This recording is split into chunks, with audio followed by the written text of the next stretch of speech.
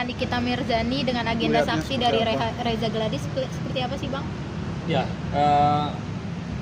kami selaku tim kuasa hukum dari Dr. Oki, ya, hari ini sebenarnya ingin bisa berjumpa dengan kuasa hukumnya RG.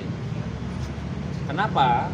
Karena memang selama ini kami sudah mengamati, ya, sudah melihat sering sekali yang namanya Julianus ini memojokkan atau membangun opini publik. Klien kami seolah-olah adalah seorang sindikat, yang dimana sindikat itu adalah satu predikat yang sangat-sangat negatif, sangat dapat mencemarkan atau merusak nama baik klien kami Dr. Oki yang belum pernah tersangkut urusan hukum, apalagi ada putusan hukum dia sebagai terpidana. Maka tadi kami selaku tim kuasa hukum pengen, ya, berjumpa secara profesional yang seharusnya kalau seorang pengacara berbicara, apalagi di hadapan teman-teman media, dia harusnya bisa menunjukkan bukti. Kalau dia bilang Dr. Oki adalah seorang sindikat, dia harus bisa menunjukkan bukti. Apakah ada putusan hukum yang inkrah, apakah ada laporan polisi, apakah klien kami menjadi tersangka, ya. Bahkan di persidangan, ya, kawan kami Nikita Mirzani saja Dr. Oki tidak menjadi terdakwa. Artinya dia sudah membangun opini menjelekkan klien kami tanpa dasar. Kami perlu ingatkan bahwa kita sesama advokat itu tidak kebal hukum. Ketika dia menyampaikan ke hadapan publik dan tidak bisa, ya, membuktikan, maka akan ada upaya hukum dari pihak kami. Bang menambahin. Ya, teman-teman semua, bahwa hari ini sebenarnya kita lihat sangat ramai, ya. Karena hari ini puncaknya pemeriksaan namanya saksi korban. Dan kehadiran saksi korban itu menunjukkan bahwa dia harus bisa simetris antara keterangan dia dan juga keterangan dan alat bukti yang lain. Saya dari awal saya sampaikan bahwa Nikita itu bisa bebas kalau keterangan dia sebagai saksi tidak sejalan dengan alat bukti, tidak sejalan dengan saksi-saksi yang lain. Karena kalau bicara tentang pidana, bicara tentang alat bukti. Alat bukti ada 5, keterangan saksi, petunjuk, surat. Kita juga ada keterangan daripada terdakwa, keterangan ahli. Nah, kalau itu tidak simetris, memang Nikita menjadi wajar untuk dibebaskan. Ini Nikita belum bersalah loh. Posisi dia itu masih terdakwa, tapi belum dinyatakan bersalah sebelum ada putusan pengadilan yang inkrah. Karena kalau ada putusan pengadilan Nikita bersalah, udah pasti ada upaya hukum banding dan seterusnya. Nah, saya di sini tadi Bang Suno sudah sampaikan bahwa ada seorang advokat rekan kita berperilaku, berstatement seolah-olah dia lebih dari polisi, menyuruh polisi untuk tersangkakan orang. Kita advokat itu harus berbicara berdasarkan undang advokat. Kalau advokat itu adalah memberikan nasihat hukum yang baik dan benar kepada klien, bukan memerintah, mengintervensi aparat penegak hukum yang lain seperti pihak kepolisian. Yang kedua lagi, sudah menebarkan fitnah. Dugaan kami adalah memberikan keterangan bohong kepada publik bahwa klien kami ini adalah seorang sindikat. Kata sindikat itu adalah kejahatan besar. Makanya kami minta hari ini kami datang nih. Maunya biar ketemu sama dia, kita mau ada preskon bareng nih atau duduk bersama kita diskusi bareng. Bahasa sindikat itu dia harus cabut, dia harus minta maaf. Kalau tidak, pasti kami akan ambil upaya hukum. Karena kata sindikat itu adalah kejahatan besar. Pernah nggak klien kami si Dr. Oki dilaporkan atau jadi tersangka atau jadi terdakwa? Dia kan belum pernah. Lalu kata sindikat itu berasal dari mana? Makanya sebenarnya kami datang minta klarifikasi yang bersangkutan. Kalau memang kata itu tidak ada dan dia salah ucap, sebagai advokat lebih baik gentleman, dia minta maaf. Kalau enggak, kalau dia tidak datang ke kantor kami yang datang ke kantornya dia. Supaya kami mau konfirmasi kepada yang bersangkutan, kenapa dia bicara tentang sindikat kepada klien kami Dr. Oki. Dia harus bertanggungjawabkan itu. Ya.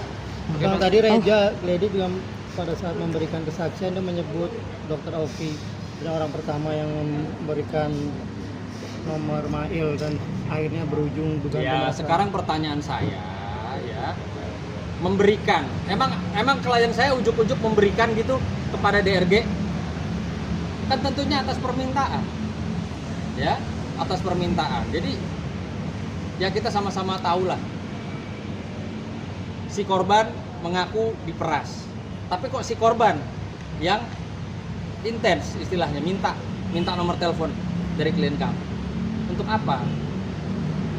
Dan yang perlu digarisbawahi dalam peristiwa kasus ini, kalau ya tidak ada apa-apa, untuk apa menghubungi kita, untuk apa mengeluarkan uang sejumlah 4 miliar tuh untuk apa? Ada apa? 4 miliar duit yang sangat besar loh. Ya. Bukan uang yang untuk berkenalan atau uang untuk apa. Ini ada apa? 4 miliar tuh duit besar loh. Ya. Orang mau menyerahkan 4 miliar kepada seseorang, ada apa? Ada ketakutan apa? Harusnya sekali lagi, kalau memang tidak ada kesalahan, tidak ada urusan, tidak ada masalah, ngapain mesti kasih Nikita 4 miliar buat apa? Emang Nikita tuh siapa harus dikasih 4 miliar? Pertanyaannya, ada apa sampai orang bersedia mengeluarkan 4 miliar ya untuk menyerahkan atau memberikan ke Nikita? Untuk apa? Ada apa? Gitu.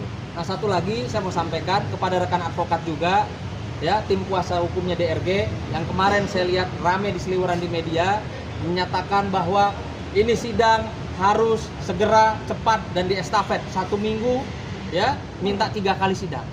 Emang dia siapa? Ya, pertanyaan saya, emang Anda siapa? Nyuruh-nyuruh jaksa atau nyuruh pengadilan untuk kasus ini ya disidangkan seminggu 3 kali. Emang Anda siapa? Emang Anda pikir Anda banyak duit bisa atur-atur gitu? Atur-atur pengadilan? Ya. Ingat, ada azas peradilan bahwa persidangan itu harus yang sesederhana dan ekonomis. Lah kalau sekarang seminggu disuruh pengadilan harus sidang Nikita misalnya Senin, terus nanti misalnya Rabu, terus nanti Jumat, itu pakai duitnya siapa? Terus apa urgensinya? Gitu loh, ya. Saya mengingatkan juga nih. Saya lihat kan beliau kan lebih senior dari usia dari saya, mungkin juga jam terbang lebih tinggi. Nggak sepantasnya gitu loh ya, ngomong ke publik harus 1 minggu ini 3 kali sidang Nikita. Untuk apa? Apa urgensinya apa? Apakah ini kasus politis, kasus teroris, kasus yang menyebabkan mungkin kegaduhan yang luar biasa? Saya rasa enggak lah. Jadi tolong sekali lagi saya mengingatkan, saya ini junior mengingatkan kepada senior, tolonglah sudah stop memberikan statement-statement yang bisa dikatakan tidak baik gitu loh. Tidak baik, tidak benar. Ngapain nyuruh-nyuruh jaksa, nyuruh-nyuruh hakim untuk segera sidang seminggu 3 kali? Untuk apa? Bang, tapi kan ada di dakwaan itu juga ada pernyataan bahasanya Dr. Oki mengatakan kepada DRG coba hubungi murid kita harus nggak murah loh, mahal loh. Itu pernyataan gimana tanggapan Abang? Ya, Itu kan ada mungkin di saya dakwaan. perlu jelaskan ya. Namanya juga keterangan saksi, dia boleh bicara apa saja. Faktanya kan nggak ada. Bahwa klien kita hanya mempertemukan sebagai teman. Dan dia yang intens kok, si korban ini mengaku sebagai intens.